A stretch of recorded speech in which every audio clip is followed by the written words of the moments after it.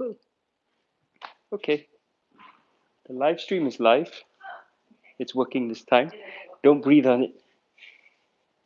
And hopefully, because my Bluetooth is connected to my headset, the audio should be going straight in. Cool. Hello, everyone. Thanks for coming. Wow, this thing is bright. Okay. So you're going to handle the online stuff. And hello, please come in.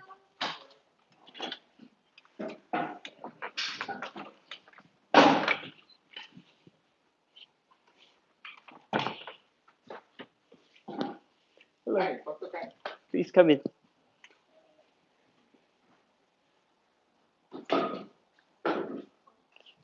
If you can just leave this clear a bit so I can reach the yeah, just so I can so that this isn't blocked.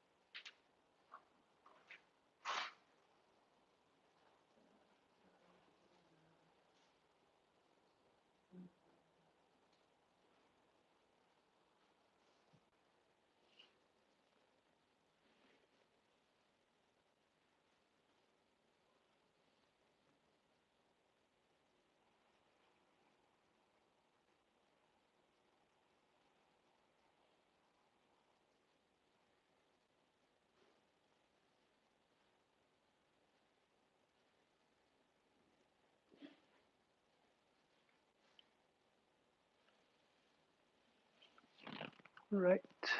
Sorry, I'm just gonna.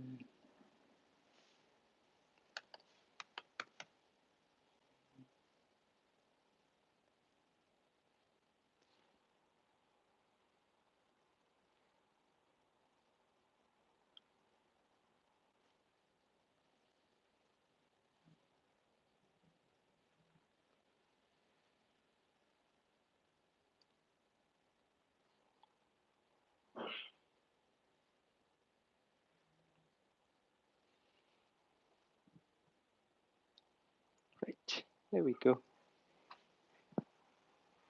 Cool.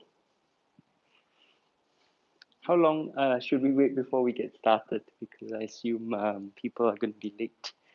Do you have your phone on you? So Yep. it will send the notification. Sure. It's this one, right? Where's your UK phone? Yeah, this is my UK phone. What's the email address? It shouldn't it send a confirmation to the email address? Or I could do this one. So if you're logged in, Yeah.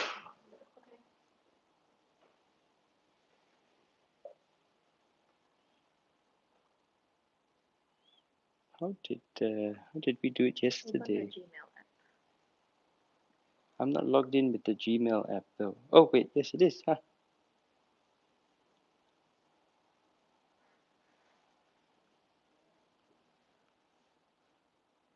My other screen? What other screen? That one or that one? How weird. Are you in? Okay then, but why do I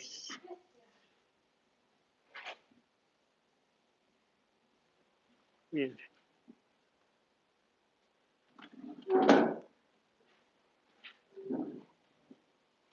Okay. Well, if you think if you're in.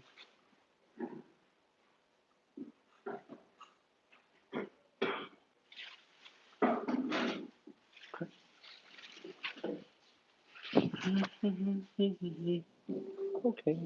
Well, hello everyone. While we're waiting for other people to arrive, does anyone have any just questions or things you're curious about? Just to, anything you'd like to ask while we're waiting, since we have a bit of time. Yes. Yeah, the boundaries committee. 2 to 4 months. Yes. Yeah, well, we know for sure that it won't be anytime soon because they said they're going to pass the new law, or rather the amendment on the Racial Religious Harmony Act. So it takes a month to pass a law, right? Unless they use a certificate of urgency. So first reading was this past Monday. Next reading will be in 1 month's time normally. And then the president, it has to go to, because it's religious issues, it has to go to the Presidential Council on Racial and Religious Harmony, and then the president has to sign it. So in total, it'll take over a month for that law to be passed. And we've, I think it's quite clear Shanmugam wants that law passed before the election, and he's also talked about a second law about foreign funding, which he also wants to pass before election, but that wasn't tabled. So whether he tables that, I don't know. But this bill, which they have, the amendment bill, which they have tabled, will be passed October. So the soonest an election can be held would be November. But that, I don't know how likely that is, given that it takes some time for everything, for the bill to be passed and gazetted, to become law, and then for it to be sort of operationalized. So November is the earliest. I don't. Yeah, probably early next year because December everyone's on holiday. It's not as likely all the civil servants they need will be away. So probably January.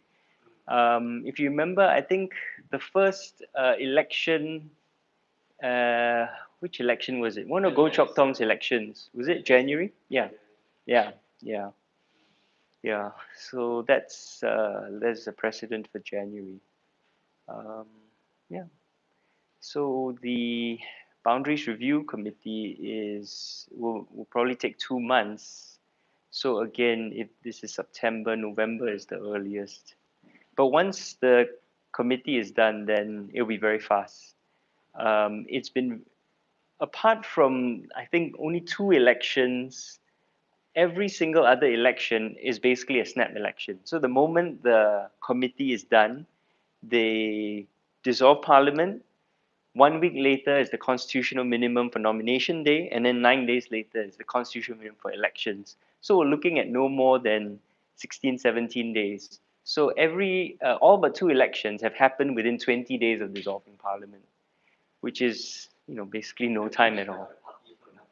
Yeah, yeah, they have to rush out because you're not allowed to prepare before the dissolution of parliament, which means the moment they dissolve parliament, the opposition parties then can go out and start printing all the posters, the banners, finding organizing the stages, the sound speakers, everything.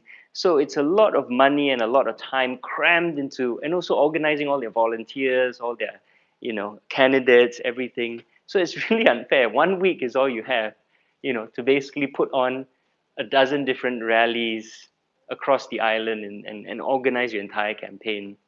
So I think I remember the SDP said the last election they spent $400,000, and just I think something like 240,000 was just doing the posters.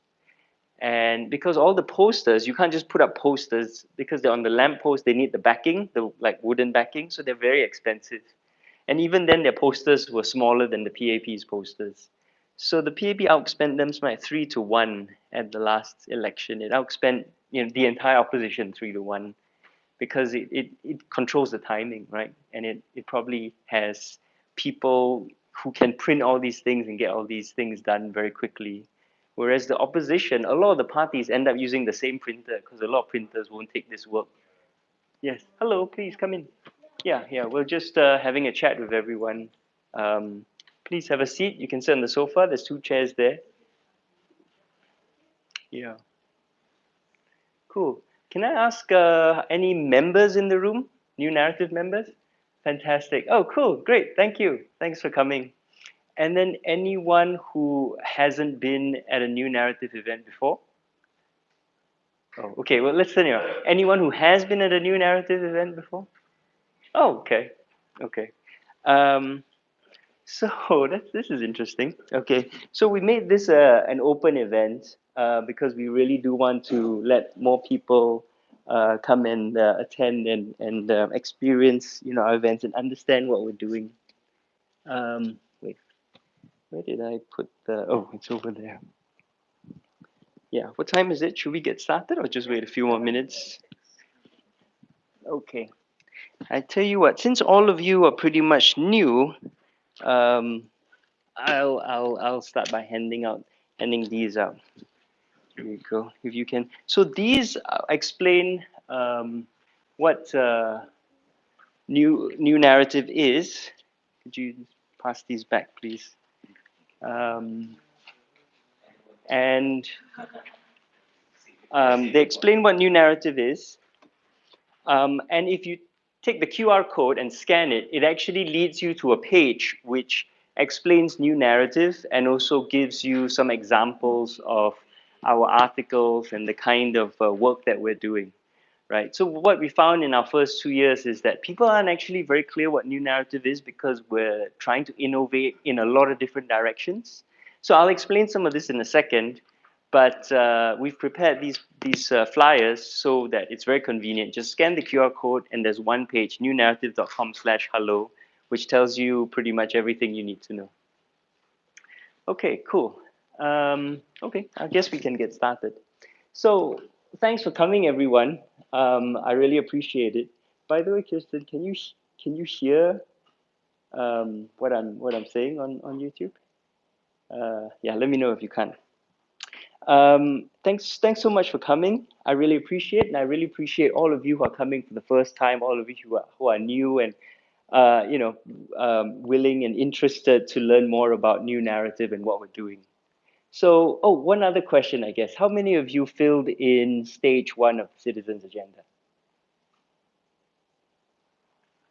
Cool. Okay, just about half of the room. Okay, cool, fantastic. But are all of you aware of the Citizens Agenda? Did anyone come without any knowledge of the Citizens Agenda? That's the reason why we're here tonight. The survey. The survey. No? Okay, don't worry. I'll explain that as well. Okay, cool. No worries. It's fine. There's a lot of noise out there, so us cutting through it, takes a lot of effort. So I don't expect that everyone knows what we do or what we're doing. Okay, so I'll start with just a brief explanation of new narrative. And the simplest way of understanding us is that we are a movement for democracy, freedom of information, and freedom of expression in Southeast Asia. Now, how we operationalize that, right? How we achieve that is by doing 4 things. First, we research. So we research. Hi, come in, please have a seat. There's 2 seats over there. We research to find out what the people of Southeast Asia consider important issues. We don't presume, right? We're not, just going to tell you what is important. We want to ask you what is important and then research on those issues so that we can produce information that is relevant, helpful to you. Second, we then publish that information and we publish it in accessible formats. So it's not just research papers and journalism articles, but we also do comics, we do videos, we do podcasts, we do photo essays, right? Because we know that different formats have different impact, people access information different ways, and people have different amounts of time. So we're very respectful of the amount of time that you have and how you want to access the information. But it's also important to us that we publish it in the languages of the people of Southeast Asia. And so our number 1 language is actually Bahasa Indonesia, because basically, 280 million people in Indonesia, plus all the Malay speaking, reading people of Southeast Asia can access that language. So if you want to cover Southeast Asia, you need to do it in Bahasa. So we also do it in English, of course. We also do Bahasa Melayu/Malaysia. We do Vietnamese, to a lesser extent, we do Chinese, and hopefully one day soon we will be able to do the languages of mainland Southeast Asia, Lao, Thai, Burmese, and so on. Then the third thing is we empower people. So what we found, right, when we started, and one of the problems we wanted to solve is you read something online and you find it's fascinating, you've learned a lot, and you're really moved and you want to make a difference. Then what do you do? Well, you can tweet, you can like, you can share, but then what, right? And another question that we often get in Singapore is, oh, I'm so frustrated and angry about the situation, but what can I do? And so New Narrative was founded to empower citizens to become fully engaged and participatory citizens in their local communities, right? So we want to give you the information and the tools to be able to make change in your local communities. So part of that, of course, is the information we publish, but also we do things like civic participation workshops, we do democracy classrooms, we try and expand capacity for independent journalism by having workshops, podcasting workshops, freelancing workshops for independent journalists throughout Southeast Asia. Hello, hi, please come in. There's a chair over there and there's one at the back. Yeah, please sit anywhere. So the idea is, to expand the imagination of Southeast Asians about how you can make a difference, right? I always make the point that one of the most respected human rights organizations in the world is Amnesty International, and their whole organization is built around doing one thing: letter writing. That's all they do, right? But they have this huge reputation. They win the Nobel Peace Prize. They're so widely respected. All they do is write letters to politicians, write letters to leaders, write letters to influential people asking for change. And it works. So people need to realize we have a lot more power than we think we do. And of course, the last thing we do is model the kind of values that we want to see in Southeast Asia. So we believe in accountability and transparency. So what we do is we publish our accounts online every 6 months. We issue a transparency report. Anyone can, go and read and see what we're doing, can see how much we're spending. Every month I have an online open meeting. Anyone, anywhere in the world can come and ask me questions, right? We have these open meetings. Any of you can come ask me any questions you want. And we also try and model what we believe is progressive values.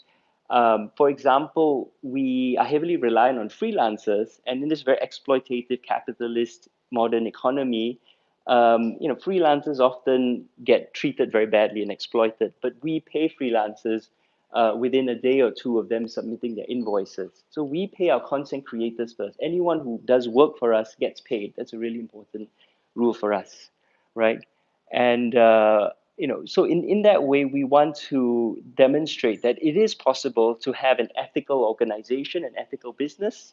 And we also want to ask the question that if, it's tiny organization with barely any funding, struggling along, all part-timers, right, can be so ethical, moral, transparent, accountable.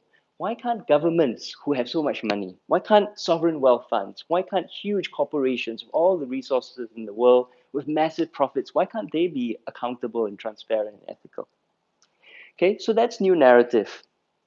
Now, those of you who have or are members or who have been following us know that this is our second birthday. We started publishing, or rather, we launched in September 2017.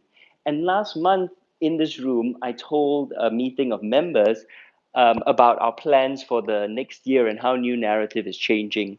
And one of the things that we're doing is we're trying to focus our coverage a lot more, right? The first 2 years, our stories have been a bit all over the place as we try and find our footing.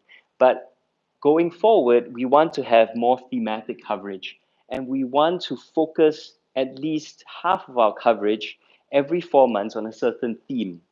But more than that, right, we've learned that our members are really, really important to what New Narrative does.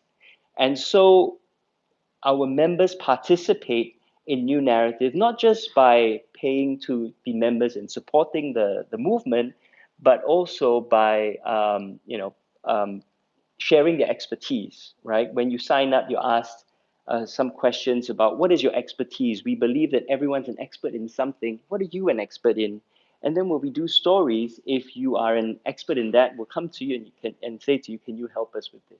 So we've done that in the past, but going forward, we also want to have our members guide what we do a lot more in terms of how we come up with stories and search for stories, create them, and then share them and discuss them. So this schedule is an example, right? Every 4 months, it starts anew. So this 8 month schedule, right? You have a members meeting to decide a theme. That happened yesterday in Kuala Lumpur with a lot of our Kuala Lumpur members. Hi, please come in. There's some seats here, or if you need more seats, there's actually extra chairs all the way at the end. So yes, the thematic meeting happened yesterday in Kuala Lumpur. And then once next week, our members get to vote on what theme that we're going to cover. Then we commission and search for those stories. Then there's time to write, edit, create the videos, the podcast, the stories, and so on, right? We translate them into the various languages and we convert. Sometimes we do journalism articles, convert them into podcasts, convert them into comics, multi-format, publish them throughout February and March. And then in April, we use that information and we hold democracy classrooms, discussion events, seminar series, talks with the authors, and so on and so forth, right? And this whole thing happens every 4 months. So as we're finishing this first round in December, we'll have a new meeting in January and start it all over again. Hello, hi, please come in. We can get some more chairs. Yeah. So yesterday in Kuala Lumpur, we had a fascinating meeting with a group of people about the same size as this. And we discussed, it was actually live stream on the internet as well. And we discussed the kind of issues. We asked everyone, what are the things you want to learn about Southeast Asia? And these were the top 6 topics as voted on by everyone in the room and on the internet, on Slido, right? So climate change, colonialism, gender equality, indigeneity, mental health, national identity. Next week, members will vote on which one of these we're going to cover over the next couple of months, right? And then going forward, we're going to look for stories along on those. So it's our members get a really important say in what we're actually what we want to know really is what will help you lead better lives, what will help you make better decisions, what will help you create positive change in Southeast Asia. Ask that of us, we go and find it, and then we come and do all we come back to you with all the information.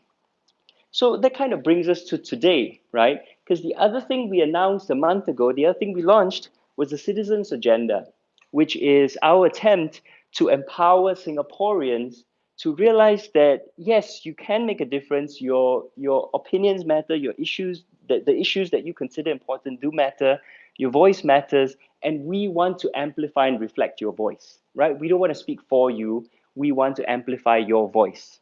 So with the Citizens Agenda, we put out a survey asking Singaporeans in all 4 languages, what issues do you consider important to Singapore? Or to put it another way, what do you think the candidates should be talking about as they compete for your votes in the upcoming election?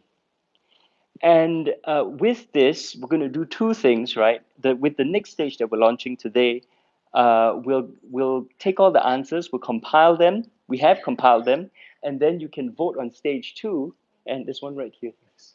Vote on stage 2 for the top 5 issues. With the top 5 issues, we're going to publish on those issues in Singapore.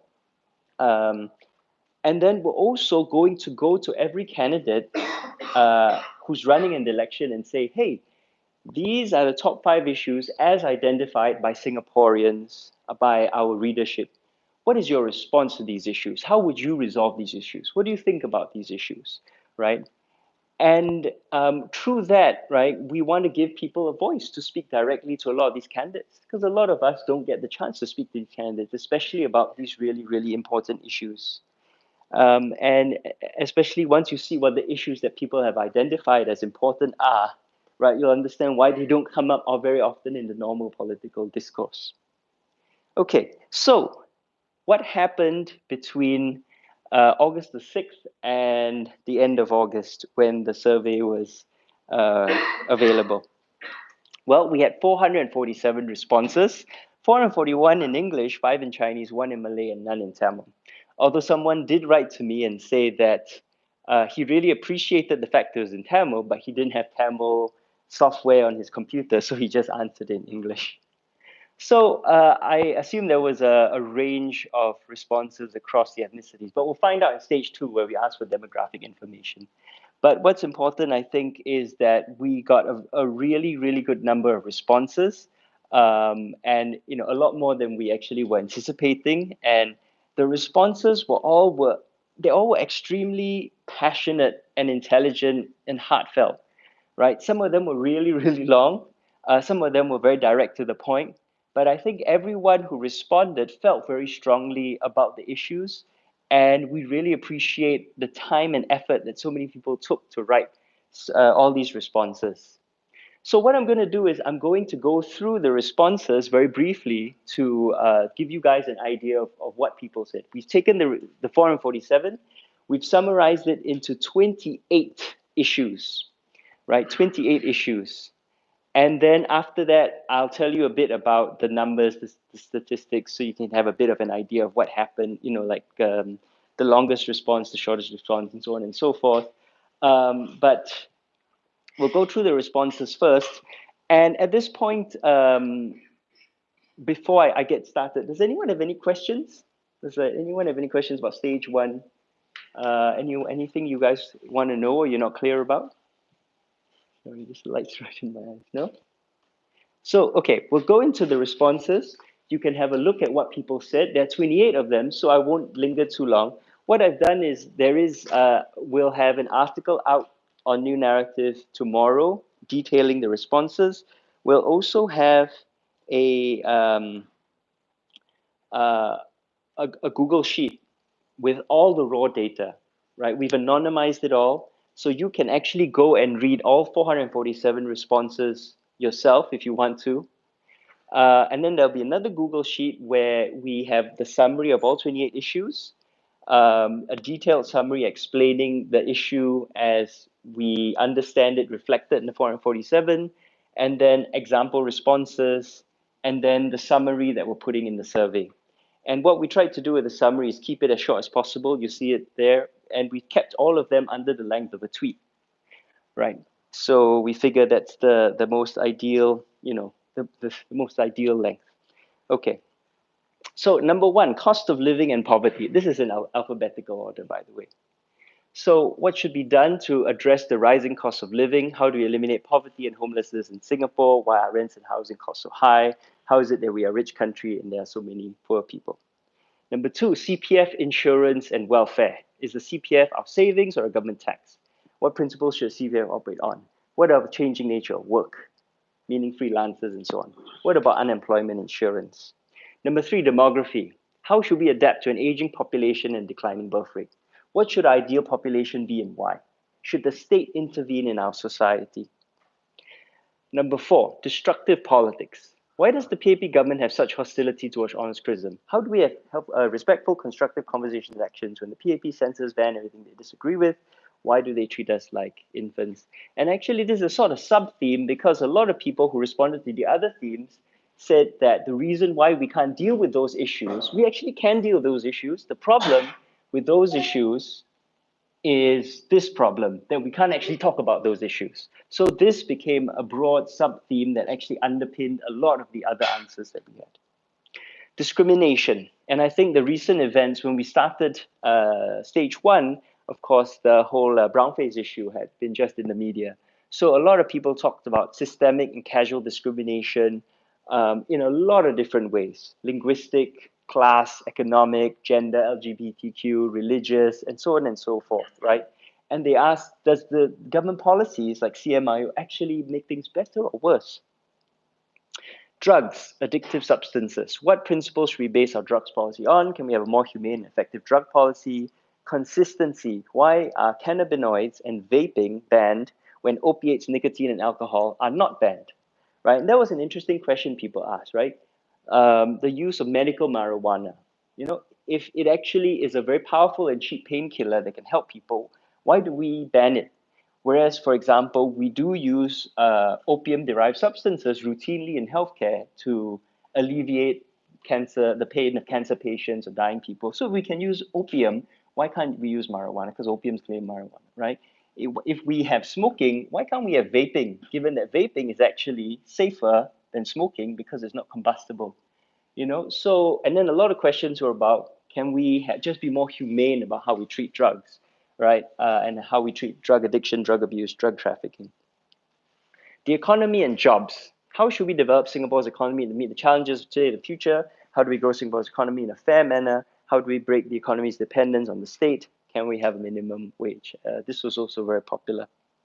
Education. How do we educate people to prepare for a changing world? How do we meet the educational needs of those who do not fit in the current system?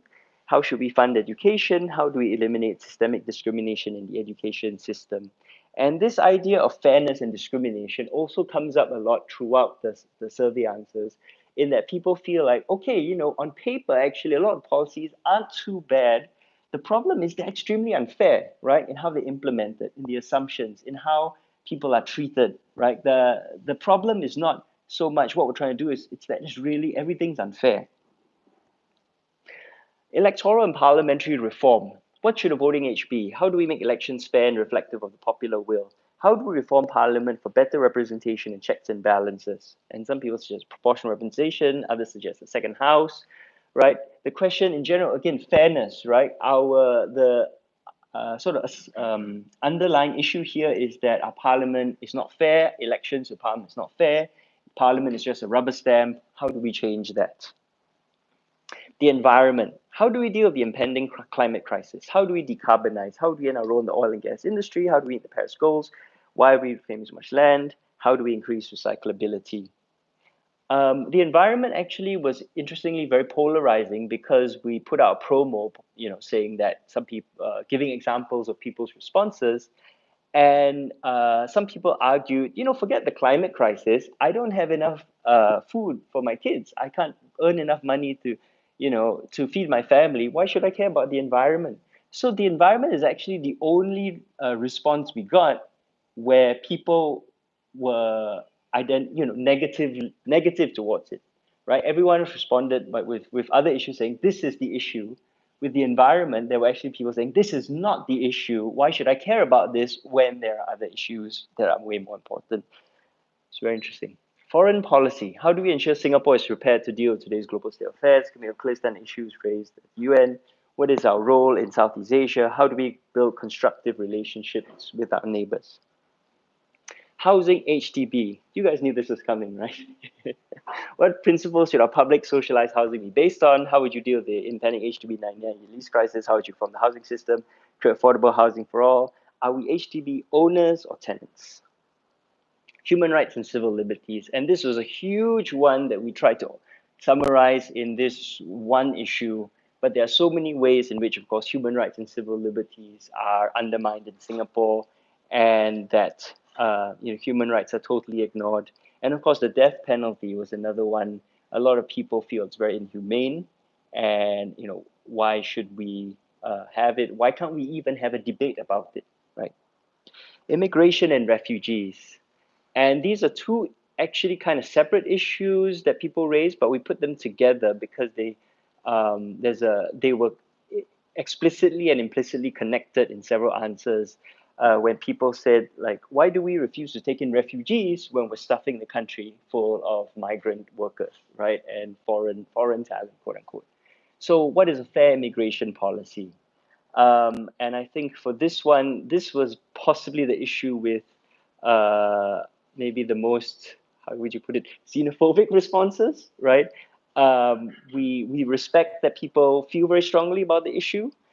We've chosen to phrase the issue in this way, to talk about fair immigration policy. But of course, I think it wouldn't be a surprise to anyone that there were people who said, just enough foreign talent already, enough foreigners already, just like Singapore for Singapore. There were a few responses like that, right? And I mean, we respect their opinion, and it's reflected here, I think. Inequality. How do we end the systemic and structural discrimination that has led to drastically increased inequality? How do we create a fair society, gives opportunity to all, maybe a minimum wage, social welfare, universal income, universal health care. So this is related strongly to poverty, but this issue, I think, is slightly different in that with poverty, it's about being poor, whereas with inequality, maybe you're earning a fair wage, but then, or maybe not so fair, but you've earned enough to live on, but then you see people who work less than you, or you feel the system is stacked towards them, and they are, earning huge amounts and leading, the 1% are leading lives which are far more, um, they earn a heck of a lot more income with a lot less work.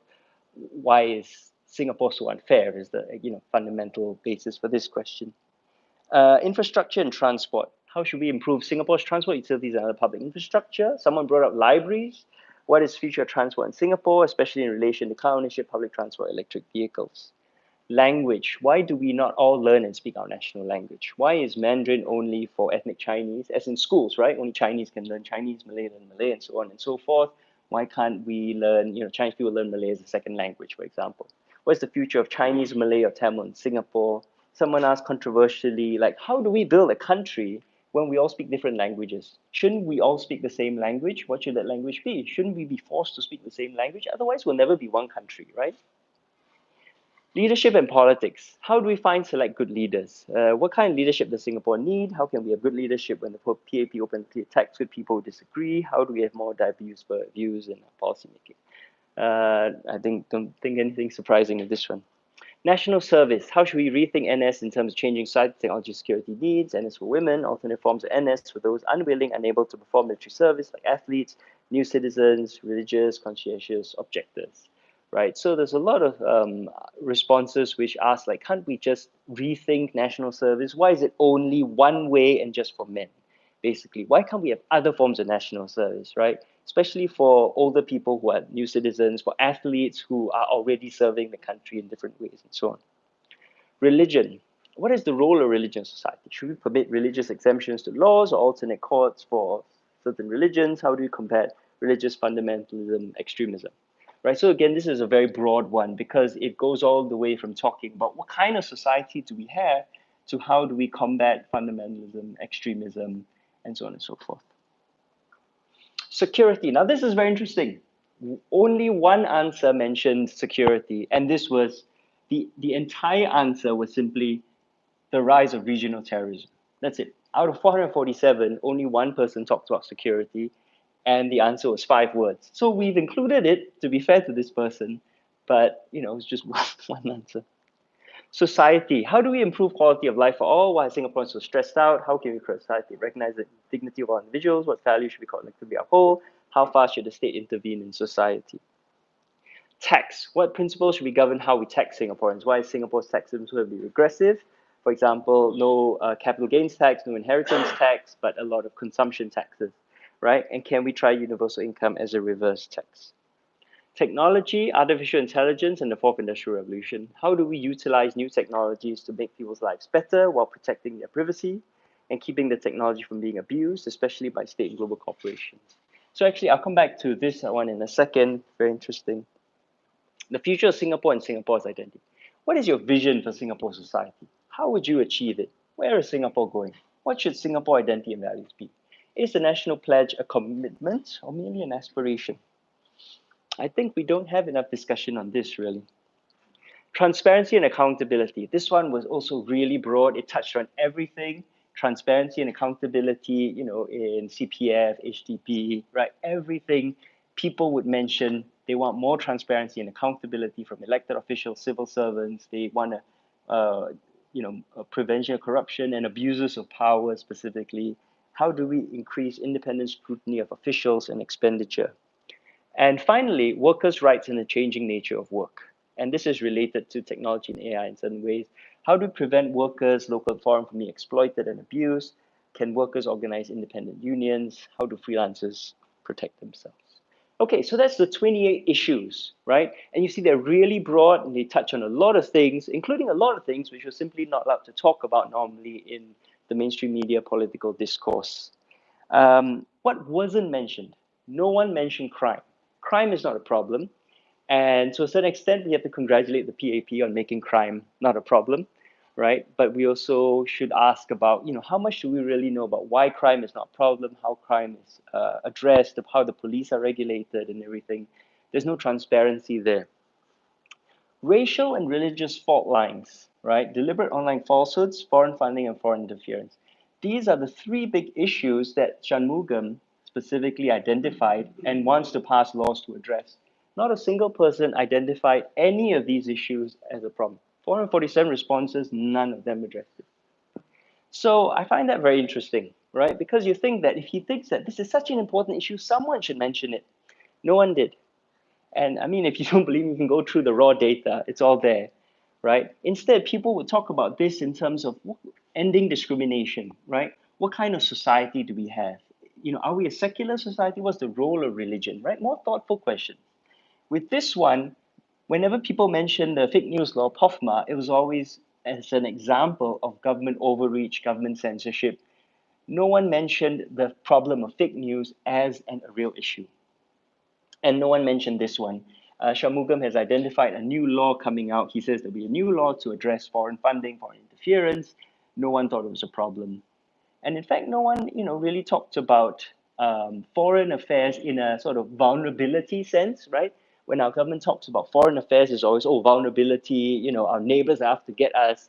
But if you remember the slide on foreign affairs, when people mention foreign affairs, it's like, how can Singapore work with our neighbors, be constructive? How can we be a leader in the world, right? How can we be a good example for everyone? So it was a very constructive set of responses when it comes to talking about foreign affairs. Okay, so by the numbers, right? The longest response, nearly 1,500 words, which is about the length of New Narrative's journalism article. So this guy actually wrote basically a whole long article, and he touched on virtually every issue I just mentioned. Whoever this person was, just went off on a long, long essay and identified nearly every issue that I mentioned facing Singapore. And it felt like he was unburdening himself. Now, the longest response on a single issue was 167 words, and it was about technology. And this person was very worried about how governments and corporations were using technology and AI to interfere with our privacy, to undermine our privacy for government benefit, for the state benefit, for elites benefit, for corporate profit, not for our benefit. And so this guy had this meditation about it, and it was very interesting. The shortest response, jobs, 4 letters. And this actually happened twice. Two different people just wrote jobs. That was it. But a lot of people also, in a laundry list of issues, included the word jobs or jobs and job security. So this is clearly a really important person. Okay, now, anyone want to guess who the person mentioned most often in the issues with? In all 447 responses, there was one specific person who was mentioned by name 7 times. Anyone want to guess? No. No. Anyone? Just shout out something. Sorry? No. No. Nope. Nope. Yes. Yes. Ho Ching. Very good. The person mentioned most often, Ho Ching. People saw her as emblematic of a whole bunch of different issues, right? The lack of transparency, the lack of accountability because of her alleged failures, right, in leading Thematic. The fact that she's wife of the prime minister, which is an inherent conflict of interest, right? Whether she interferes in politics, even though she's an unelected official. People brought her up as an example, and I mean, those were 7 times it was specifically her, but a lot of other times people mentioned sovereign wealth funds, they mentioned Temasek without mentioning her name. But all these issues about accountability, transparency, about how our political system works, worries about potential corruption, cronyism, nepotism, right? They all seem to revolve around, and they were all raised in relation to Ho Ching as a symbol of or example of these. So I'm not gonna like tell you which ones were the most popular responses, right? Because I don't want to influence stage two, where you guys get to rank the most important answers. But what I will do is I'll show you this word map. So obviously the word cloud, sorry. So the word that appeared most often, Singapore. But you can see the other words that appeared, right? And of course, issue. But the word living and the word cost appear a lot, CPF. And then there's more, there's income, inequality, tax, wage, race, and so on and so forth. All of this will be on the New Naratif website tomorrow. Okay, so we're gonna stop here with this, and I guess we'll have a little discussion, right? I'll be happy to take any questions you have. And then at the end of this, we'll open stage two of the citizens' agenda, and you can tell me what you think are the 5 most important issues. Okay, cool. Thanks very much. Okay.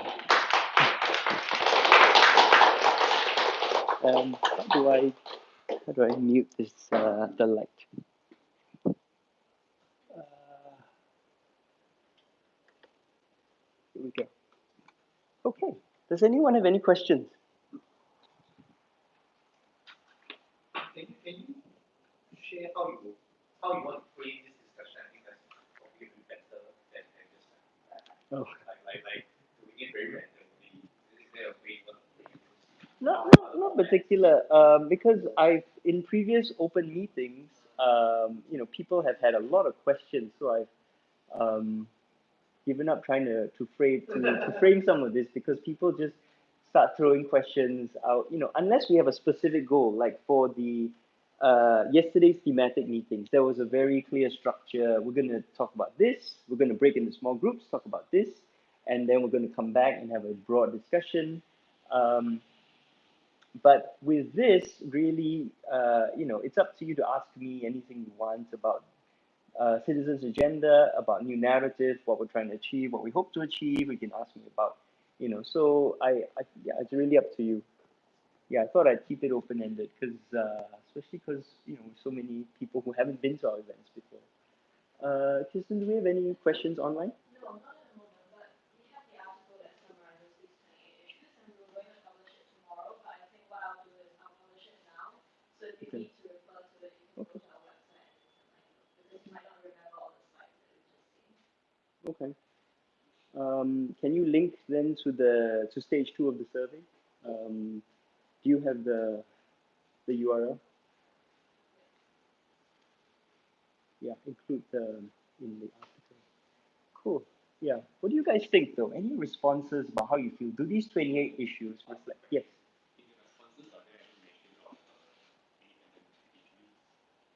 Yeah. So that was included in the issues about transparency, accountability, and also to a lesser extent about politics and electoral reform. I think those 2 issues. So the independence of a lot of our institutions was covered very much in transparency and accountability. Yeah, and in the fairness of our system. Yeah.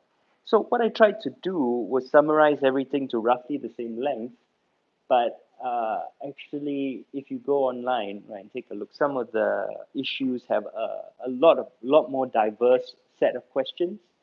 There are some other issues where, for example, with jobs, right, there was a fewer less diversity, right, which is different from the number of questions, but the questions we got all generally focused around jobs in the same way.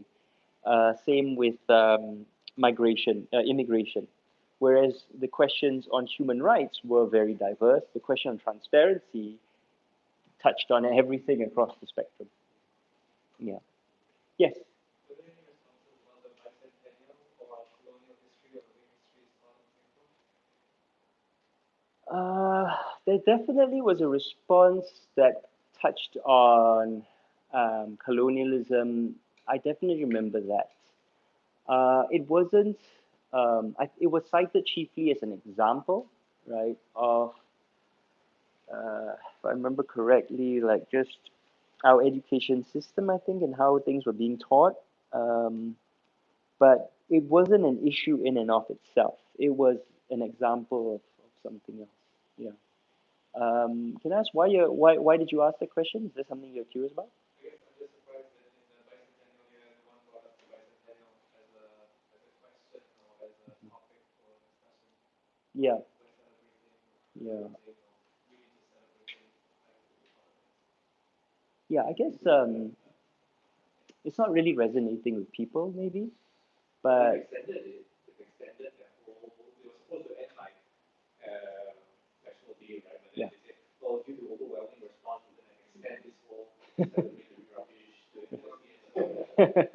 So it can't be Right. that it's not popular, or maybe parents are bored and they're like, hey, let's bring the kids to do something. Yeah, I think there is a difference between like liking to go to the event as something to do with your family or just to like look see and actually caring about the bicentennial. Yeah, Like if there's an exhibition in a museum, you'll go, but then you won't necessarily like think about it or talk about it that much after it.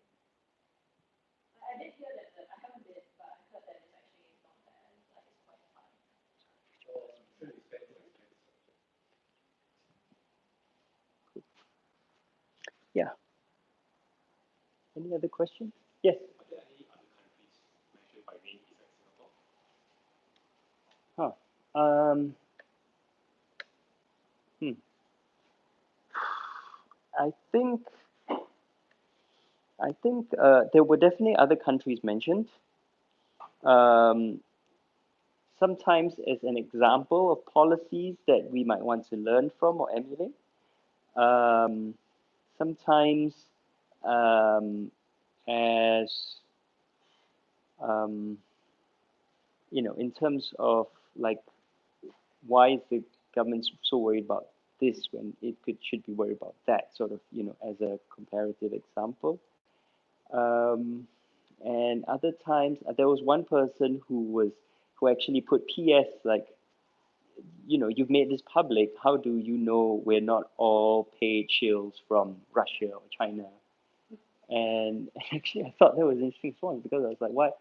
For uh, why would anyone pay people to fill out this response, to fill out this survey with, um, whatever responses? And if they did pay someone to fill out with sort of I mean, the only people with resources to pay lots of people to fill out to sort of try and sway this would be state governments, right?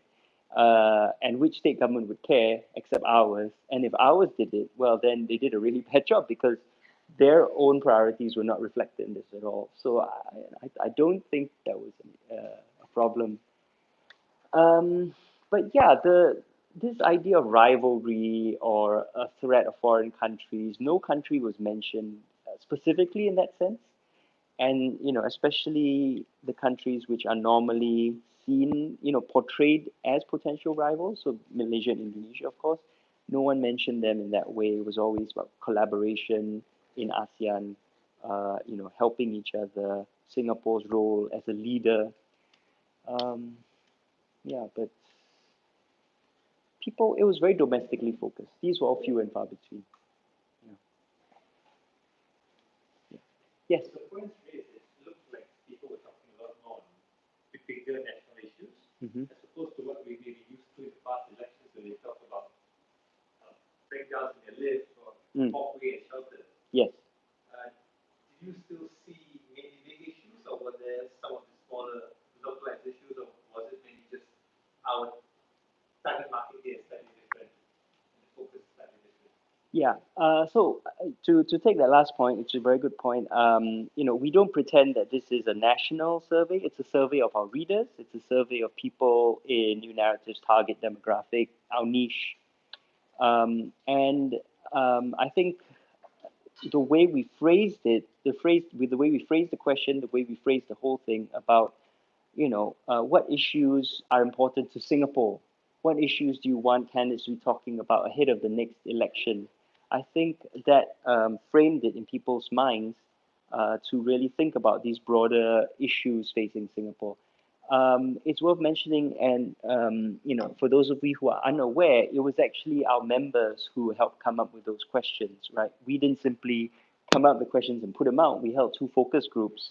I know at least one of you was at the focus groups, which we held again in this room, two different focus groups, one on a weekday night, one on a weekend, where we asked people what's the right way to ask this question. And we went through multiple iterations of the question before settling on those two formulations. And in the end, we couldn't decide between them, so we combined them into one. So this was something that our members helped create.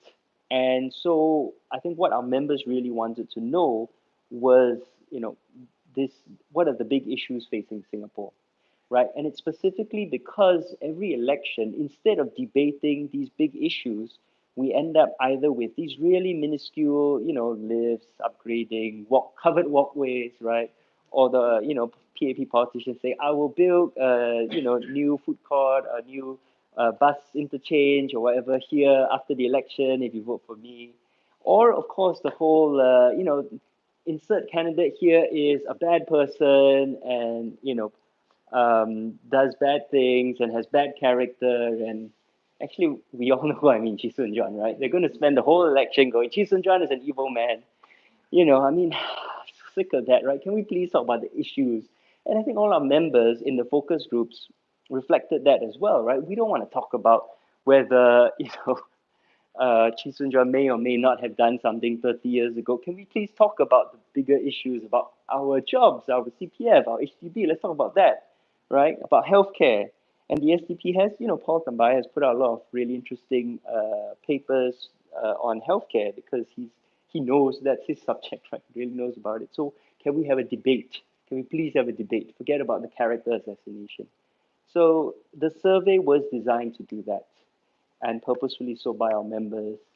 And that's why you see what you see. But I'd like to think that the people who responded also were very, they were rejecting the whole usual way of covering an election, the way we have national politics, talking about municipal issues and, town council and cleaning and whatever, and rejecting all the very low level sort of character assassination sort of coverage and the puff pieces in the next election. Oh, this PAP person is good family person and loves their family, and I mean, who doesn't love their family? So and they want to talk about this. Let's talk about this, right? So that's what I think really excited a lot of people. Yeah. Do you think the whole male Chinese PAP, specifically male Chinese PAP led thing that you know, leadership is still going to give them an edge in the coming election? They all these. Do I think that? Yeah, I mean, do you think as a historian that it's going to still give them the advantage, or do you think people have kind of looked past that a little bit more with all the brown face discussion and stuff like that? Um, I think that you can't really talk about any single um, issue in isolation because to say that, for example, the fact that the PAP leaders are almost entirely male and Chinese, and as Michael Ba identified, right, they're male, they're Chinese, they speak English, they come from one of two or three different schools, they're all either civil servants or military officers. That's also systemic, right? That's a system that was deliberately created by Lee Kuan Yew and Goh Keng Swee to try and identify what they saw as the premier talent. And that system defined talent in certain ways by saying, well, someone who's talented surely would have these sort of characteristics. It's like the same way we talk about AI nowadays, but people find that AI is very biased because the people who program AI include their biases in how the AI works, right? So it's the same way. Singapore has had this AI on a national level in how we select for our leadership.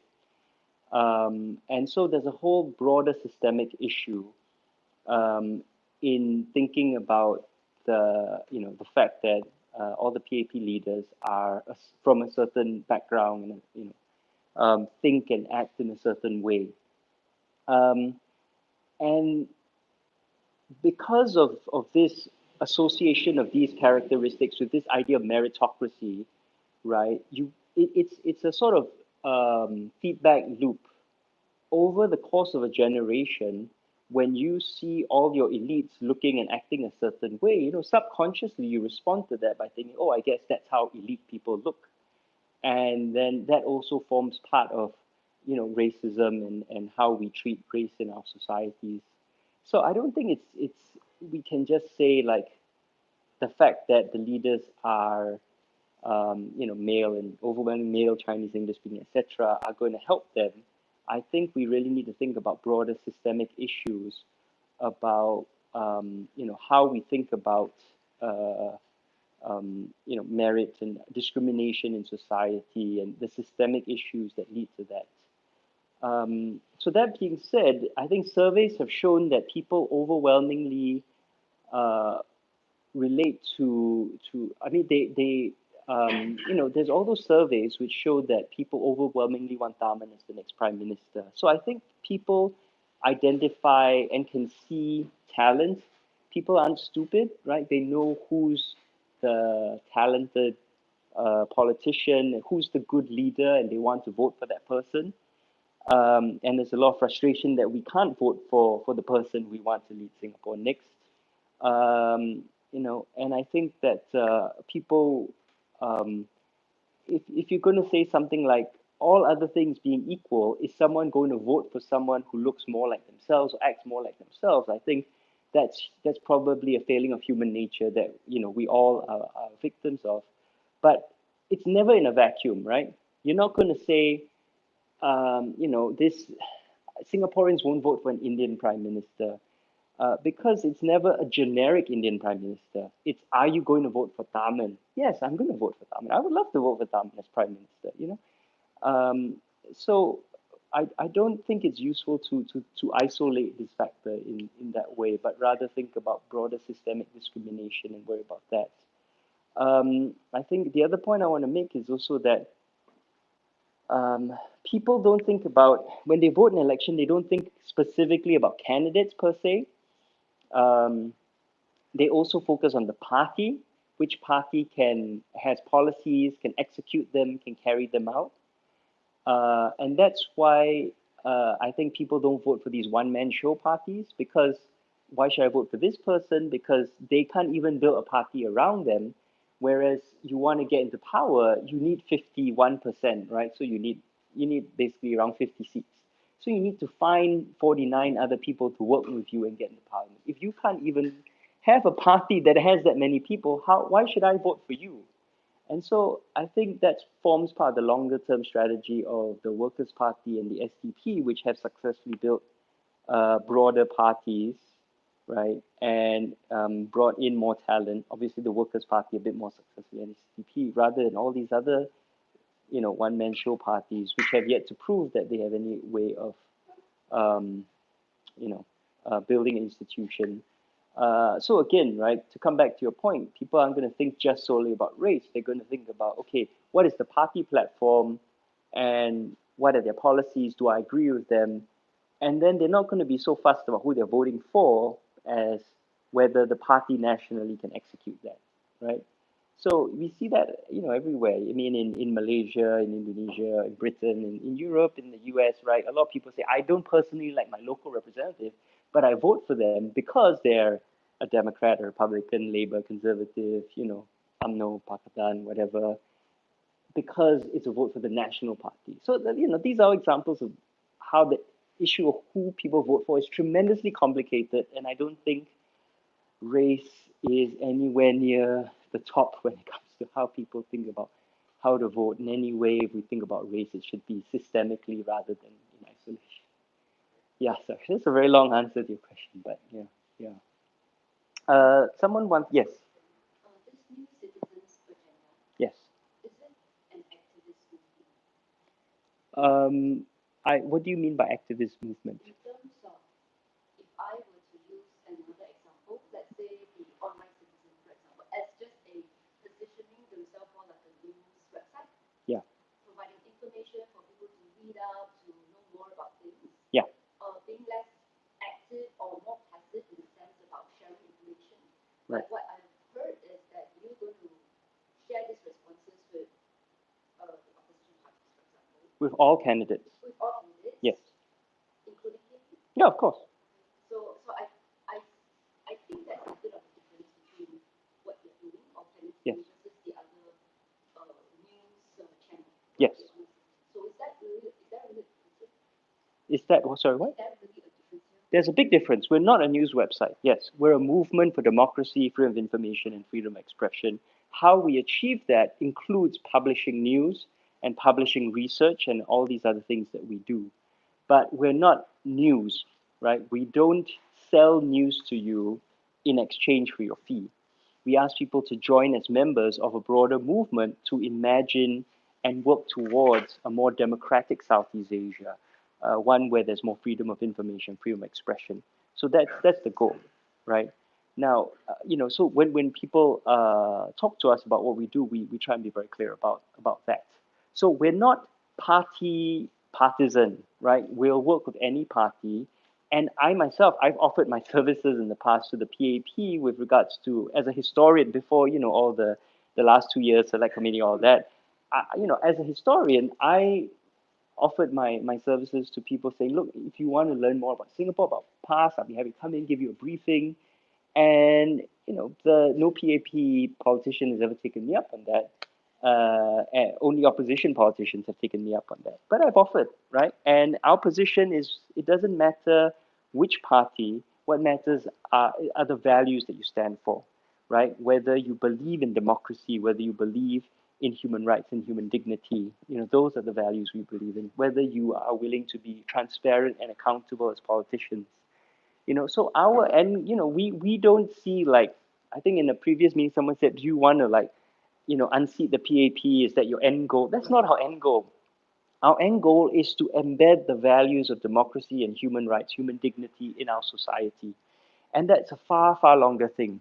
Because tomorrow the PAP could lose an election and a new party come in. And if they behave the same way as the PAP does now, then we would still be campaigning, to promote those values and be critical of whatever government of the day is if they don't also aspire to these values, right? So yeah, we want to be very clear on that. Yes, yes, yes, Thanks for your sharing. I'm very interested in the timeline. yeah, So the election boundary committee was just formed today. yeah. And I just wondered if you would care to venture a guess on the date Mm. of the election and how that would figure in your timeline. Okay. And the second question, well, two related questions. Okay. The first is related to what you just said. Okay. Yeah. So, assuming people would talk to you, politicians would speak with the Yeah. narrative, how would you then frame their answers? Right. In the second phase of the phase? Okay. So with regards to the timeline, we were discussing that earlier, right at the beginning, and it was, the historically the Boundaries Review Committee takes about 2 to 4 months. So the earliest we'd see is November. Once the committee is done, it can be very fast because the Constitution, um, uh, the minimum amount of time between dissolution of Parliament and nomination day is roughly a week, and then between nomination day and polling day is about 9 days. And in all but two elections since independence, we have been, between nomination day and polling day has been fewer than 20 days, which is next to nothing, right? I mean, can you imagine 20 days? It's nothing in the broader, like it doesn't give Singaporeans enough time to make a decision at all, to hear from the opposition, hear from other parties. So it can be very fast. Now, the critical issue would be how much time between the work of the committee and the dissolution of Parliament. So in the past, there's been one instance where they've announced the boundaries and dissolved Parliament the next day. But in other elections, there have been times where they announced the boundaries and then went, as much as a few months, I think, before dissolving Parliament. So that's hard to say. What we do know is that it usually takes around 2 months, and we also know that the PAP just tabled an amendment bill in Parliament on Monday, and that has to be passed in Parliament in the next sitting in October. right? And then gazetted. So the earliest an election could be held is probably November. But there's also another law that Shanmugam has wants to pass, which he hasn't yet tabled. And it takes a month, a minimum of a month to pass a bill unless they use a certificate of urgency. So if he tables that in October, then he can't pass it till November, and then election won't be probably December. But December seems unlikely because everyone's on holiday, so maybe January. So it's hard to say. What we do know is that because it can't be until November, that works very well with our timeline because we need till the end of this month to survey people and get responses to stage two. And then once we have those responses, right, it'll be reasonably quick. Hopefully within a week or two, we can put out the results. But what we're doing with stage two is optionally, we're asking people to fill in their demographic details, right? And it's 5 questions: your age, your ethnic, your race on your IC, your level of education, um, the language you speak at home, and the last one is the first 4 digits of your postal code. And we're hoping to use that and respond to the Boundaries Review Committee once they've redrawn all the boundaries to be able to place all the answers in the different constituencies and see what the priorities are in each constituency, right? And then find volunteers in each constituency to approach the candidates who are running in that constituency and say, look, I am a voter in the constituency you are running in.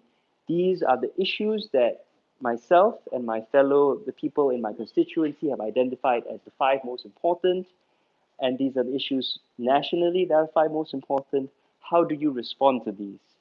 And what we're going to do is we're going to have on the website just a page where we put verbatim the answers that they give us, right? So that it's all very clear and transparent about what they send, or rather what they send our volunteers, hopefully. If we can find, I think there are 39 constituencies, so we need at least 39 volunteers, one in each. And then also we'll do articles analyzing the kind of responses they give us. And also, if they don't give us responses, then that's also a data point, right? Maybe they don't have a policy. Maybe they don't care about your vote, right? So it's up to you. The important thing is that we want to get as much information we can from these candidates so that you guys can use this information to vote and to make a decision about how you want to vote. And so throughout this period, of course, we'll also be commissioning research and stories and comics about the issues that you guys have identified, and we'll slowly put those out. So if it ends up the election is in January or so, that actually works very well for us because all of this stuff will be coming out throughout, hopefully, late December into January. The more time we have, the better it works for us, actually. So yeah, but if it's January or February or something early next year, that works very well for our timeline. So I'm actually pretty relieved that it's not going to be a snap election this month. There was that rumor it was going to be this month, but that was never going to happen because there were still bills pending in Parliament. They weren't going to call an election without having passed, finished all the bills. Yeah, cool. Yes. Two questions, but it's related. Okay. What happened in 2015 is really quite upset for most of us. Uh, First of all, like actually we are very perplexed among my friends and peers. We were alternative party supporters, okay, and some of my friends are neutral supporters. That was we don't know what caused it. New migrants, is a LQY effect, or is it whatsoever? That's the first question. We Yeah. want to know whether what caused it really. The second question is a lot of my a couple of my friends are rather neutral supporter, they are neutral. They will support whoever that address the issue, like you said. The second kind of people that I met among my peers was those staunch alternative supporters, but they got disappointed. The worst part is they even my girlfriend says a friend decided to spoil the book because this alternative party doesn't seem to what they call it promising. So they got to spoil the vote. But I do know, spoiling the vote, there's this denominations, it will goes certain percentage, majority percentage to the incumbent. Is that true or not? No, no, that's not true. Yeah. Okay. No, no, no. Yeah, they're just not counted. Yeah. Okay, thanks for asking that because we're actually going to do a series explaining a lot about how the elections are run in comic form, right, to try and educate people because there's a lot of myths and misunderstandings about how the elections are run. And so I think it's really important to clear that up. So thanks for answering that question. I didn't realize that there was any confusion about that. But no, fundamentally, the if you look at a ballot and the counter decides that it is a sport vote, it is simply put into the sport vote pile. It doesn't count for anyone. The controversy usually arises in determining voter intent because the counter is supposed to say that if the ballot clearly shows the intent of the voter, then it can be counted, right?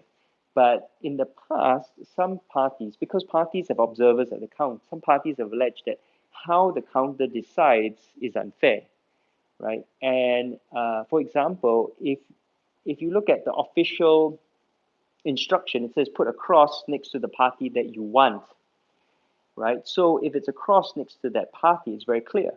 But what happens if they put a tick, right? Again, the intent seems very clear. Okay.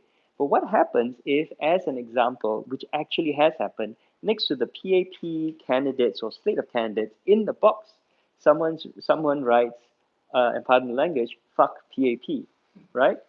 Because it's in the box next to the PAP, I think what happened in the past was it was counted as a vote for the PAP, whereas the opposition person said, no, it's clearly against the PAP, but the PAP person and the counter said, well, it's in the box next to the PAP name, therefore it should be counted for the PAP, right? So there is this leeway there to interpret, right? And so I can't remember exactly what was the result of that instance, but that was an example cited of the kind of controversy that has arisen in the past.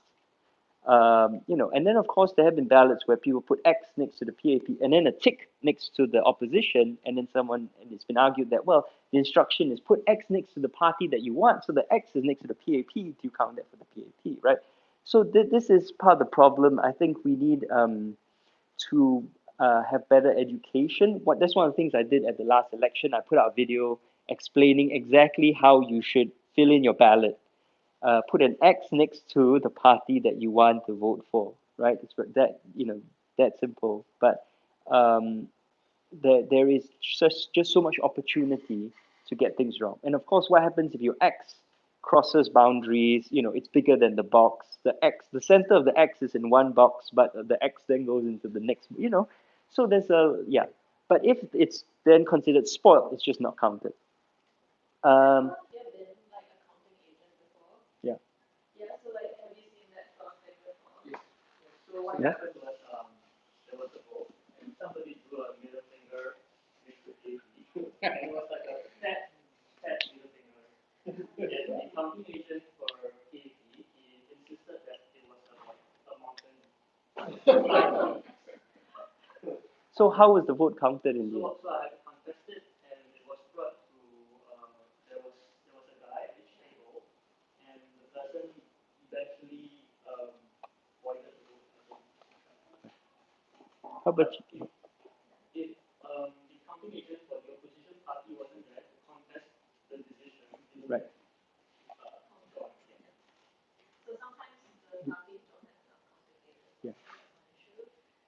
Usually, so I've also been a counting agent before. What it is the officer at the table who like basically deliberate these contested votes. Their decision is final. You kind of like when after they rule like is it voided or is it PAP or is it another party, you can't like stand there and argue with them some more. And like that's because if you did, then they'll be counting forever. So everyone agrees that decision is final. One of the issues that was brought up, I think in 2011 when LSL was a counting agent, he wrote a blog post that said, then that obviously then questions of consistency between the different tables, right? What if one guy is much more lenient and one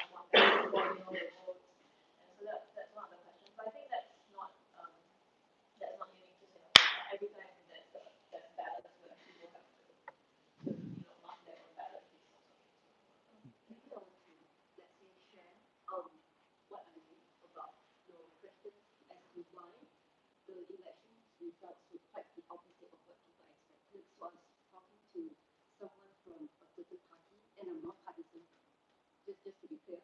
Um, the last minute change of the results was due to many people looking at the strength of the second party who fairly persuade that they are all going to win and that their own economic loss is in because of the win of the alternative party.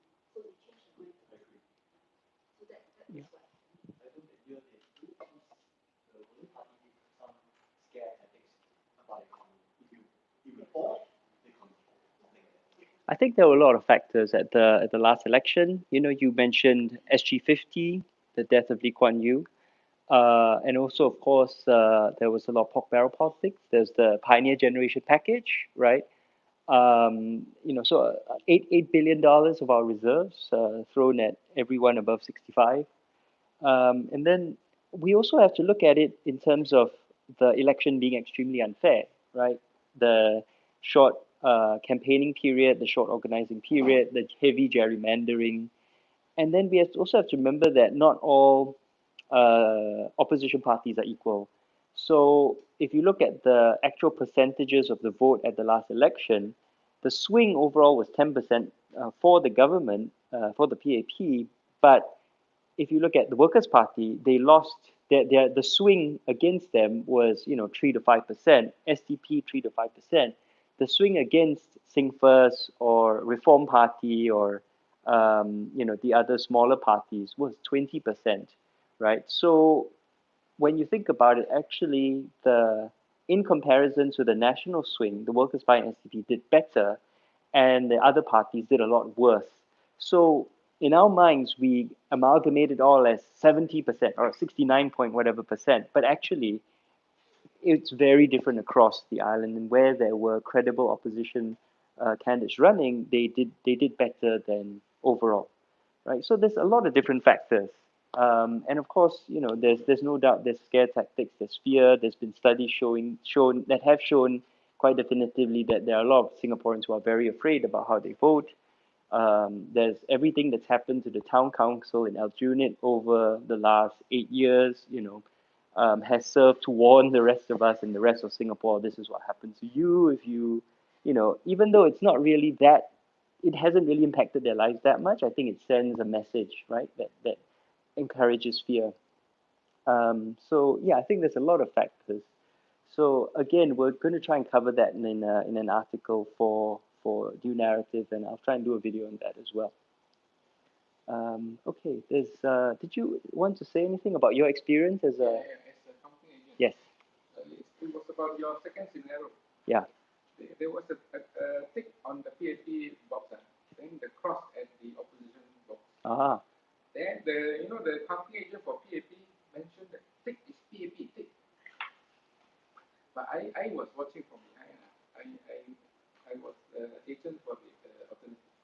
Right. So they put it aside first. Wait for the final. The officer from election department came along. He went through what. I was waiting that the election officer will say it is tick PAP. Then I will overturn everything. Yeah. You see, this is something that we don't. I think a lot of people don't realize how much our election relies on ordinary Singaporeans volunteering to observe the election, because the fairness of the election is heavily reliant on volunteers being polling agents and counting agents, right? And I volunteered because many of you have volunteered, and you realize that the power you have to contest these things, contest how people are registered to vote, how they vote, how the votes are counted, is actually really, there's a lot of it there. There's a lot of power in just in how that are invested in the volunteers. But what you then see, unfortunately, is that the smaller parties have no volunteers. And in some constituencies, it's only the PAP person there. And so they're only looking out for the PAP's interest, but the other parties don't have anyone ensuring that the vote is fair. So we're actually working with someone, with a group which wants to encourage more people to volunteer. So we're going to, again, uh, there's so much we're trying to do in a very short amount of time. Put out some comics about that.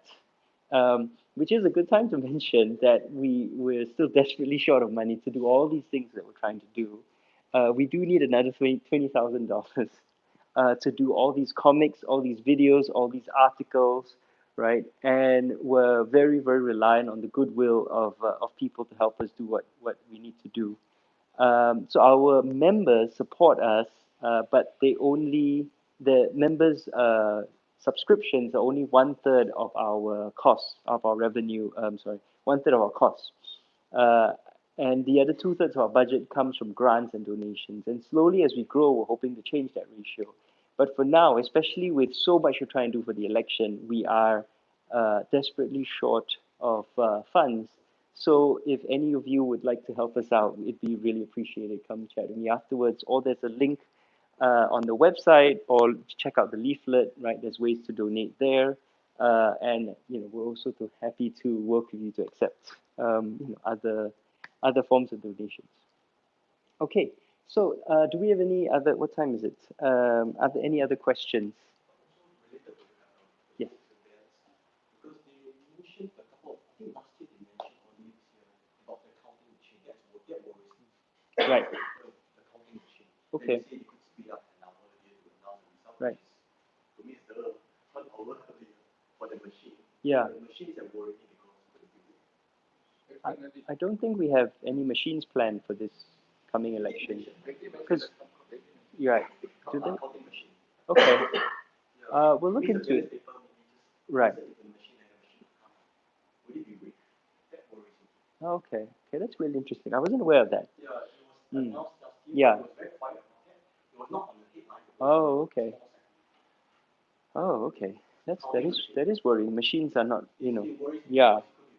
Yes. As long as, though, the important thing is, as long as there's a paper trail, right? One person has a piece of paper, you can still contest and recount every single piece of paper. The really worrying thing is when all the votes are electronic, right? Then you have no idea because someone could just hack it and just change the numbers. There's no paper trail. So the really important thing is that there's a paper trail. So as long as there's a paper trail, right, there's still that. I think the machine improved the efficiency of 1 hour to me. Yeah.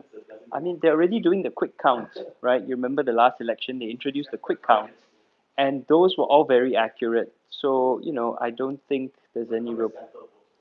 Yeah. It's not, looking at the article now, it's not clear how the counting machine actually works. So it's supposed to be similar to machines that count banknotes.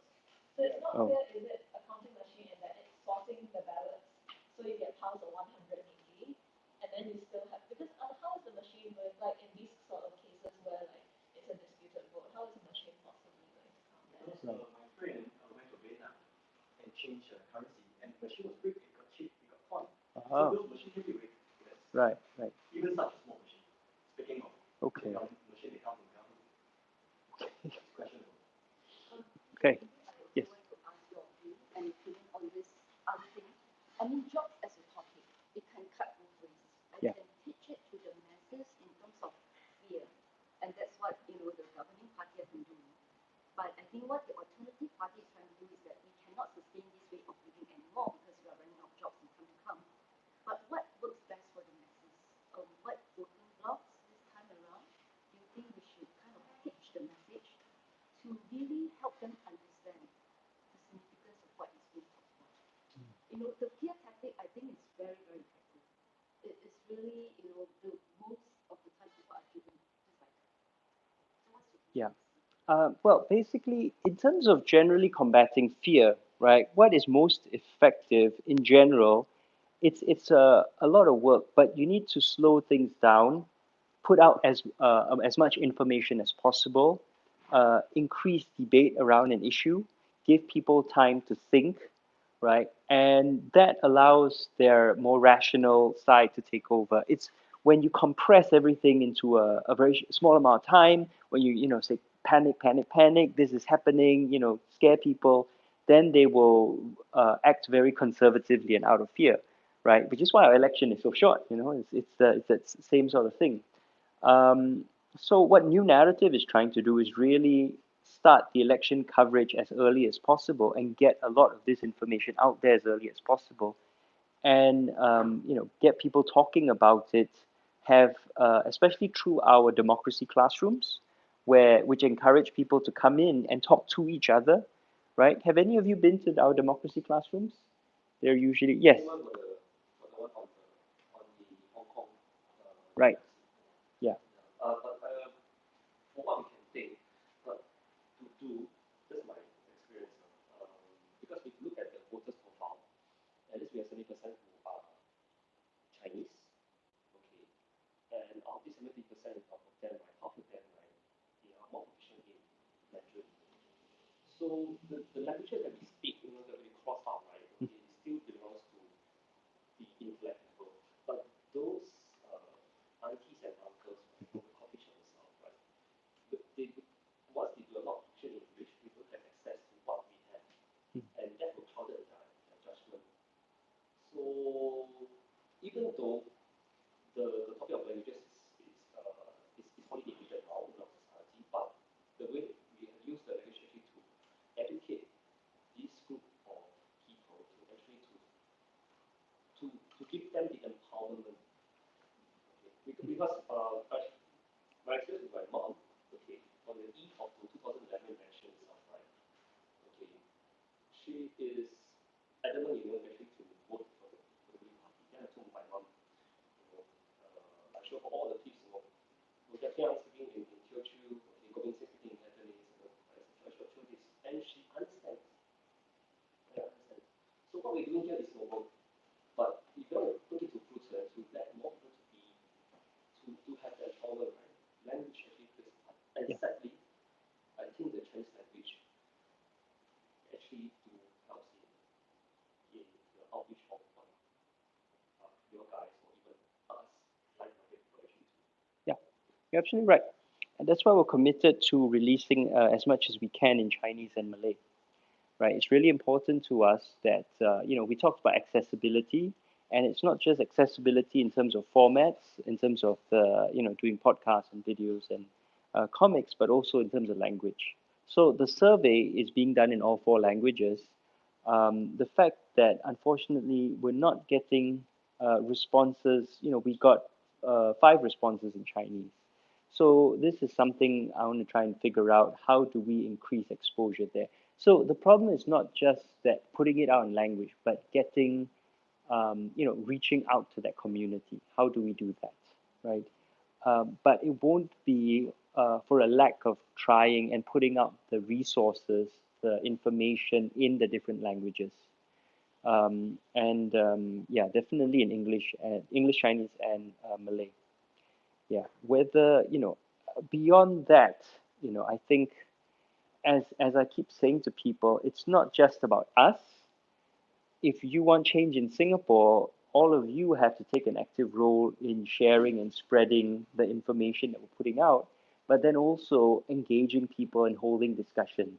There's only so few of us in New Narrative, and no matter how many events we hold, we're never going to reach enough people. So what we try and do with these tools is to then give you the tools to have democracy classrooms, right? The democracy classroom came with a handout, right? So we'll try and translate everything, and then you can hold those events yourself, whether it's in English or in Chinese. And again, with our videos, right? Maybe I can't, do videos in all four languages, but at least maybe we could do subtitles and things like that, spread it that way. But we need people to then share it and then also engage people in discussions about the material, right? It's never enough to just share it, but you want to talk to people about it and get people to think, which again helps combat fear. Once people are talking and thinking and have space to really consider these issues, right, that then changes how they respond to it. So this is a long-term project. And let's be very honest, the PAP is winning the next election, right? We all know that. They're going to win next election, they're going to have a big majority, they're going to, Heng Swee Keat is going to be our next prime minister. This is not something that we can, um, you know, uh, we're not going to make a difference in the election, in this coming election, but it's a start, right? Yeah, yeah. We gotta believe it. If we don't, we can spread it outside. Yeah. We gotta believe it. But it's also the other point I want to make is it's also not about the results, right? If we can change how the next generation of PAP MPs and PAP leaders think, then we will have changed society, we will have changed Singapore. If we can change how voters think, the values of the nation, of the voters, if we can change how the politicians of the next generation think, so that when as they come of age, they're surrounded by all this information talking about human rights and democracy, then it doesn't matter who is elected, because you get leaders who are, who will protect our rights, right? Who will be humane, who will be fair to all of us, right? Who will combat discrimination in all these different forms. We're here for the long-term goal. We're not here for the change of party. But thanks for the enthusiasm. Yes, we will do this slowly. It's all, I was just talking to Kirsten about how the presidential election in the US is about 2 years of every candidate talking to rooms just like this, like 20, 30 people over the course of 2 years. And we don't think about how grueling it is. And by the time you get elected president, you've actually pretty much earned it, because you've gone around the whole country to small towns, sitting, eating bad food in bad diners and talking to small groups of people. But that's how political campaigns work. One person at a time, one group at a time. And we're in this for a long haul. Yeah. Okay. Yeah. Yeah. And society, it keeps moving on. So, we gotta you got to keep fighting for what you believe in, right? It's never settled. There's never going to be a moment where everything's set. This is fine. This is great. We're done, right? It's constant, right? That's why use the word activism. Activism is key to a healthy society, because it means people are standing up to fight for what they believe in, to make the society better, and there's also space for people to express different views, right? That's a healthy society, and we got to fight for that space. For the democracy classroom, I have like one like over Portuguese Mandarin. So I only speak Mandarin, can't speak dialect. So it is perhaps possible to run them in Mandarin. I just have to go and like study a lot of vocabulary. Yeah. But it's possible. I'll do it. But yeah, we probably would need help then, because then in terms of like it would be easier than to have co-facilitators. Maybe if people can speak dialect, that would be really helpful. Because actually, New Narrative has a lot of members who are Chinese speaking and older, um, who are not necessarily reading New Narrative, not just because of the English issue, but because reading online on screens make their eyes hurt. But they support us because they are very keen on this idea of political education and democracy. So I was thinking actually how we could do sessions in Mandarin that they could come to, because a lot of these events they don't necessarily come to, because they think it's all going to be in English. It's going to be really hard for them to keep up. And also the other feedback was that these events are too late at night and they're too old to go outside when the sun's set. So I've had someone come to me at like 10 a.m. and was like, can you event me at 10 a.m.? So that's one thing. And if anyone else in like the New Narrative community would be interested in like co-facilitating or hosting, like if this maybe not the best space because you have to climb upstairs to come here, is there somewhere else you can go that's more accessible? Then we're always open to discussing. Maybe the older Chinese folks, the many things like, because I was observing them, what they do in MRT, okay, is watching political videos by the pro Chinese Communist parties on the regional issues. Singapore, and particularly I think the Hong Kong. Yeah. Yes. So so now the whole thing about democracy thing out the Hong Kongers did, right, is actually they started doing videos, right, which was quite the pro 2014. But suddenly when they switched the tongue to the Chinese Communist Party, right, and it gets effect. And suddenly this whole group of young children, okay, 14, 16 years, right, suddenly they started speaking the tongue of, of those people who were supports the Hong Kong police, who supports the Chinese Communist Party. And that create a bigger outreach. So, and that leads to what spread about what I just said, before we leave, Singapore will have the Hong Kong movement, and I foresee that Hong Kong movement will come to us in 20 years' time. We will have that if, let's say that if there is no further change in power in the current parliamentary system, we will have Hong Kong movement. And who knows, it may come soon. most optimistic observation. Okay, thanks. One last question, and then we'll move on to the next thing. So both of you have okay. Two last. And any questions online? Nope. Okay, so let's just take two last questions, and then because time's moving on. Yes, you back. Curious, how much of the responses from the survey mentioned anything about religious fundamentalism as a concern? Actually, very few. Very few. There were a few, and we included them, but it wasn't the main. Wasn't. Yeah.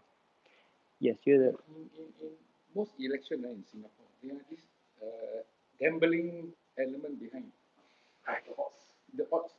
Some bad PAP win. They pay. Or Yeah, rather, of course, the maybe PAP is going to win. came up with this idea Yeah. to con those Right. uncle auntie. Yeah. Well, if you receive a WhatsApp with fake news basically or stuff like this, then respond to it saying no, there's no way that, or where's this from, like, or just respond back, is this fake news, right? Everyone knows what fake news is now. So yeah, they're betting, but are the odds that are being circulated real, right? We have to be a lot more skeptical now. We live in an age where anyone can just create a website, make it look very professional, and then write whatever they want. So we need to be. It's up to us, right? The law isn't going to help us. The government is not putting on literacy, media literacy campaigns or education courses. We have to educate everyone. It's our responsibility collectively. Okay, so we've got about 20 minutes left. So we're going to move to the very last stage, which is we're going to let you guys launch stage 2 of the Citizens Agenda. So the Citizens Agenda is live right now, and I would really love it if all of you would be the first person to fill it out. So I'm going to put up the URL, and you can go ahead and fill out the right. Here it is. Okay, so that's the URL, or if you have a QR code reader, please go to that site and fill it out. Yeah. Now, if it would be really helpful if you choose to give us the demographic information, because that would really help us understand a lot more of the people answering. But of course, the demographic information is entirely optional. And there are 28 issues, so I've gone through all of them, and please do look through everything. The issues are in random order, so as not to influence you. So do look through them all and pick the five, just five that you think are the most important.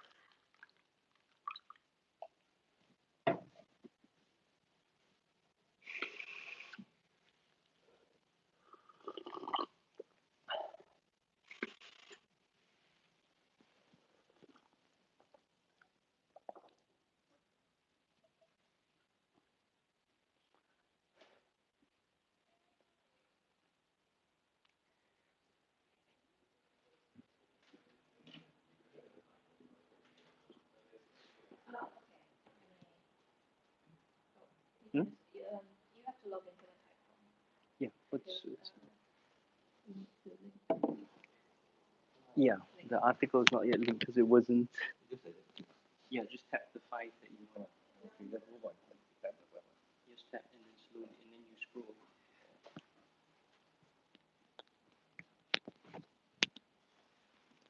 how to log in on this one.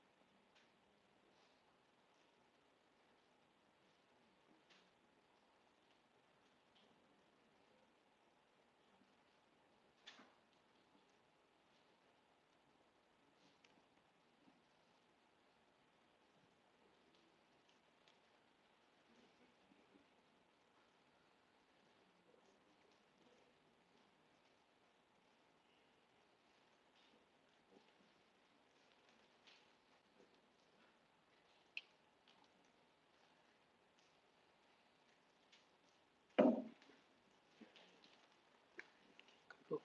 Cool. Thank you very much for coming. Do you want to read this? Yes. Okay. Cool. And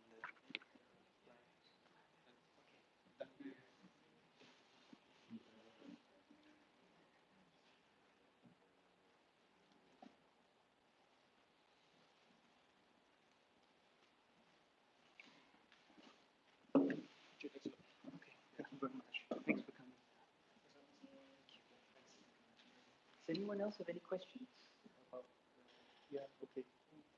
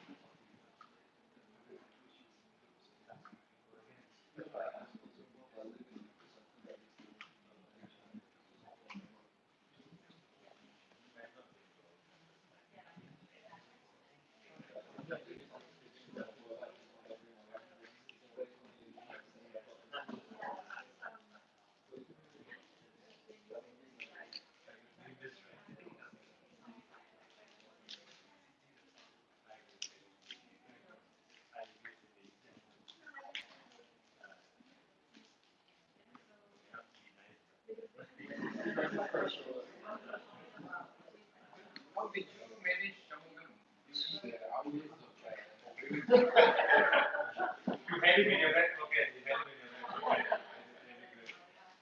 Well, you know, I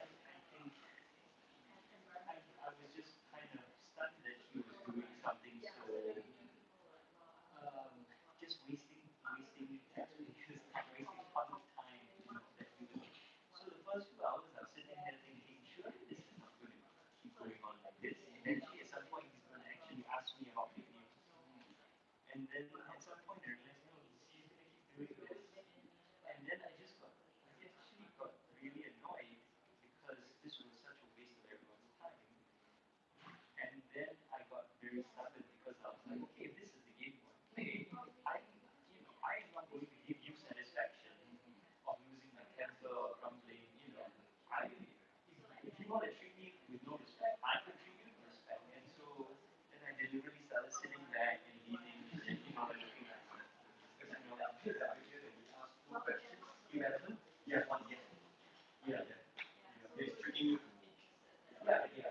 There was that one thing he went on and on about, one sentence I wrote, and I had two citations, and he said, if you ignore the second one and only take the first one, then your sentence is wrong. And I was like, yes, that's why there are two citations. And he's like, yeah, forget about the second one. If you only take the first one, then your sentence is wrong. I was like, yes, but there are two citations. And we went on for a while until Charles Strong said, Dr. Kram, please answer the question. And I was like, I am answering the question.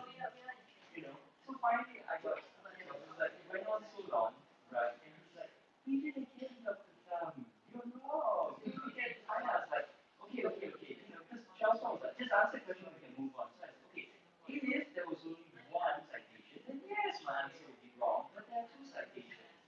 Next day, Straits Times quotes me and saying, yes, my answer is wrong. So I'm like, this was clearly a setup to just get me to say things that they can quote and put in the newspaper and to smear me. I think definitely one thing for sure is they are definitely more panicked than you because they have exactly what to report to his bosses. Well, I know.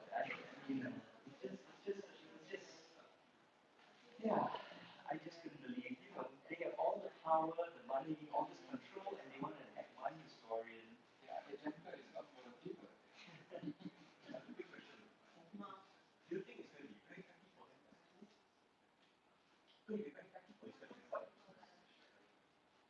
I think it depends on how they play it. I think, one you think it's a smart part, but then there are other things where, like the whole select committee, where, some of the questions that they really are smart. So, if it was me, I wouldn't task off like, I would have gone about it in a very different way, right? If I wanted to be this controlling activist, the way they did it just really sets themselves up because now anyone can say something and say, oh, if the government doesn't come correct, well, that's the truth, right? They put themselves in a position where they must arbitrate in anything of political interest. They must come in and say, well, yeah, it's a whole world. You know what? They arbitrate a lot of things which are that's the nature of the argument, right? There's a lot of things which are very subjective. And it's really like if someone relates religion to politics, and there's a political issue about religion comes up, and someone says, well, it's we have to do it this way because my religion is this way. Are they going to come in and arbitrate which religion is correct? They can't do that. That's a far off example. There's a lot of other examples where they really put themselves in a very difficult situation. So they'll just try and say, oh, that's not political. The law says it's only issues which we have national interest or whatever. But then that line becomes so big, right? So that's the hard part with design as well. Everything is so big. The definitions are big. When you apply is big. Everything is so big, right? And but what they forget is that they put trust in people's minds about the government being impartial, unbiased, working for the good of the nation. Maybe they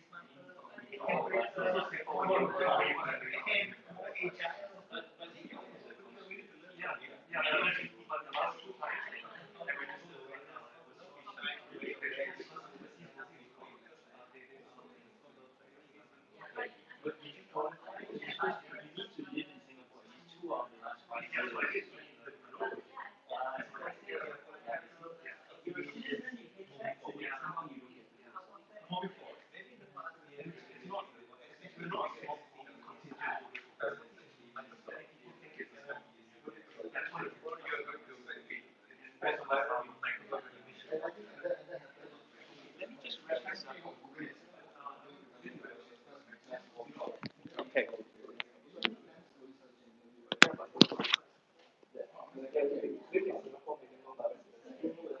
Okay, everyone, I just wanted to wrap it up and just thank all of you for coming and to thank all of you online as well for watching and tuning in. And if any of you have any questions, I'd be happy to answer them about about stage two, or if you have any difficulties, just let me know. But thank you so much for coming tonight. Do like us on Facebook, follow our social media, join our newsletter. It's all in the flyer. And thanks so much for your support. We really couldn't do this without all of you. So thanks very much. Good night, everyone.